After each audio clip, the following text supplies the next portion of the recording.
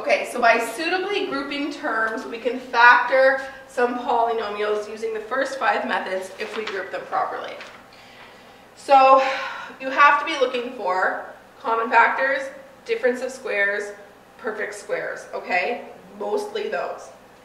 So for the first one, you'll see that there's 4 terms. In fact, for many of these, this one, and this one, all of them have 4 terms.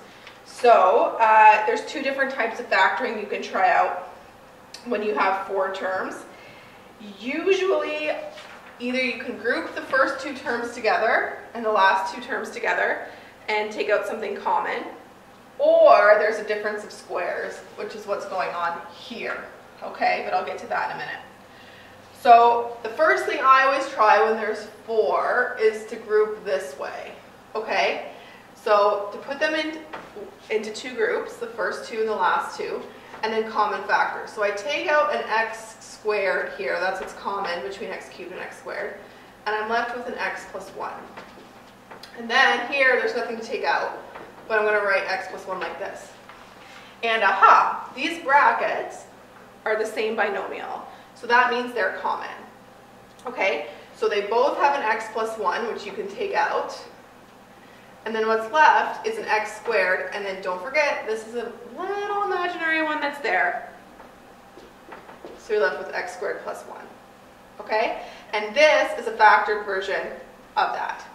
Okay, now do not do this. This is what often happens from this line, is that people go, okay, x plus 1 is common, and then what's left? X squared. Okay, I'm done. No, no, no, no, no, because they're forgetting that this 1 is here. And you can catch this by expanding it, right? X times x squared is just x cubed,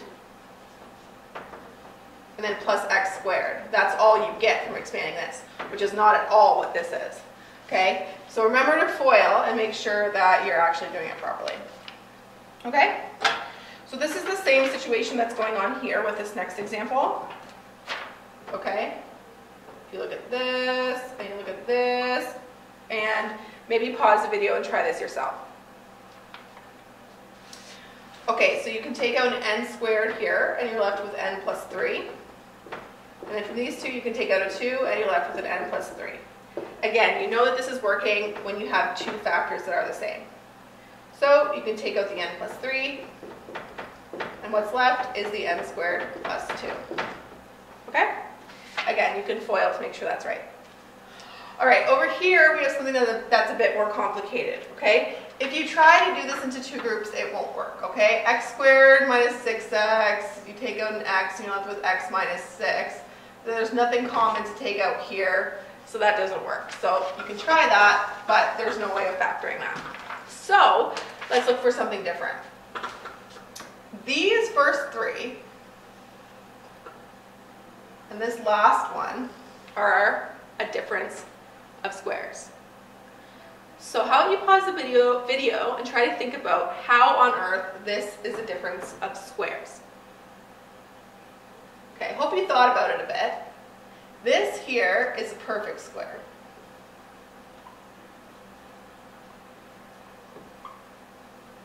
Okay? It can be rewritten as x minus 3 all squared. And this here is actually also a perfect square. It can be rewritten as 2y all squared. So we have this guy squared minus this guy squared, and that is the definition of a difference of squares. So now, if you remember what a difference of squares is, we just do the square root of this plus the square root of this times the square root of this minus the square root of this. Remember, it's just a minus b, a plus b, okay? So the square root of this is just x minus 3, okay? And then the square root of this is just 2y. And then the square root again is x minus 3, and then subtract 2y. And if this could be simplified at all, if you could collect any like terms, which you often can, you could do that now. But in this case, there's no like terms to collect. Be careful when you're subtracting if there's more than one term from here, that you're subtracting that whole term and foiling out that negative. But in this case, this is the simplest that you can leave it.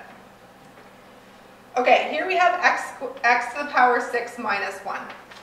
So you might be thinking, well, there's no way I can common factor this, and you're right. So what can you do with this? Well, this is actually also a difference of squares. Because what is being squared to get x to the power 6? Well, remember your exponent laws. Think about it. What is being squared to get that? Okay, well, it's x to the power 3. Because power of a power law tells us to multiply these exponents. So x to the power 3 squared is x to the power 6 minus, and then 1, of course, squared is 1. So, again, it's just difference of squares. So you take x to the power 3 plus 1 and x to the power 3 minus 1. Okay, now a little hint. If this here were a difference of squares, you could keep going and expand that further. But x to the power 3 can't be rewritten as a square, so you're done. But that's something to consider, is whether either of these can be further factored. So you should think about that in your homework and in the practice. Okay, just one more example. Again, while I'm erasing, you can see if you can do it on your own.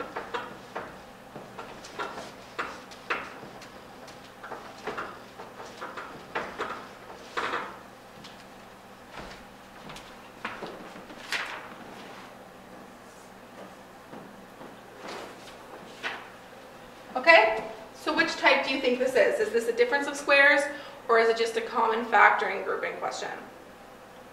Okay, it's just common factoring, because these two can be grouped, and these two can be grouped, and something can be common factored out. So in this case, you have 2a, and then you're left with b plus 1. Be careful that you don't put just b. You have to include the plus 1, so that when it's being multiplied through, you get this 2a. And then take out a negative 3, and then you're left with b plus 1. So again, you have the same binomial here. That's how you know you did it correctly. So you're left with 2a minus 3, b plus 1.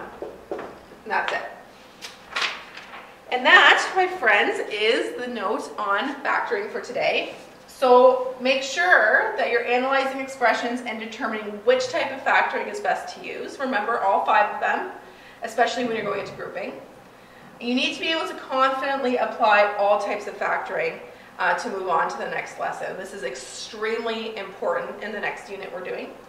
And also verify your results by expanding and then collecting like terms. So there is your note on factoring. I hope you learned lots.